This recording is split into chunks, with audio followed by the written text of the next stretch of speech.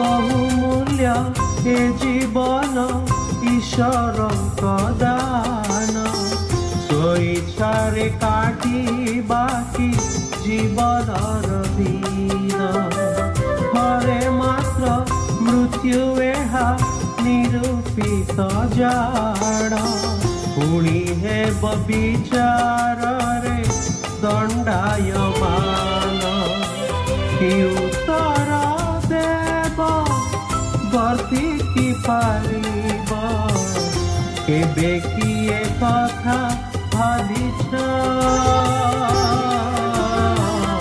बंधु हे कथा विवेच। प्रिय श्रोता बंधु ए किए एई विषय क्रमर एकादश भागरे जगतर त्राणकर्ता प्रभु श्रीख्रीष्ट नाम रे आपणको शुभेच्छा।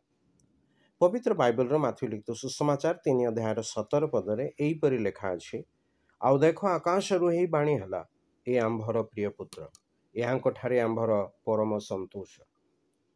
एठारे प्रभु श्रीख्रीष्ट को ईश्वर को प्रिय बोली कहा जाय अछि।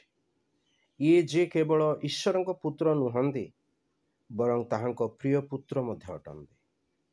मार्क लिखित सुसमाचार 1 अध्याय 11 पद एवं माथ्यू लिखित सुसमाचार 17 अध्याय 5 पद।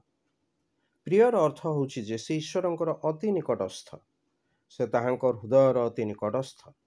यह अर्थ करे जे ईश्वर ताहांको पूर्ण रूपे प्रेम करंती। यह आउरी अर्थ करे जे से निजर कार्य व्यवहार रे ईश्वर को सर्वदा संतुष्ट करंती। जोहन लिखित सुसमाचार 4 अध्याय 34 पद एवं जोहन 6 अध्याय 38 पद।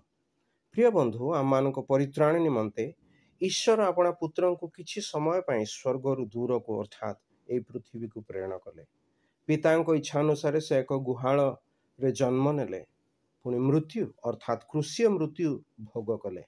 से जन्म रु मृत्यु पर्यंत पिता ईश्वर इच्छार अधीन होई रहिले। से सर्वदा तांकर संतोष भाजन हेले। प्रिय बंधु आपण प्रभु श्रीकृष्ण ठारे विश्वास द्वारा पिता ईश्वर को तदन रूपे संतुष्ट करिवे कि जेपरि प्रभु श्रीकृष्ण करथिले।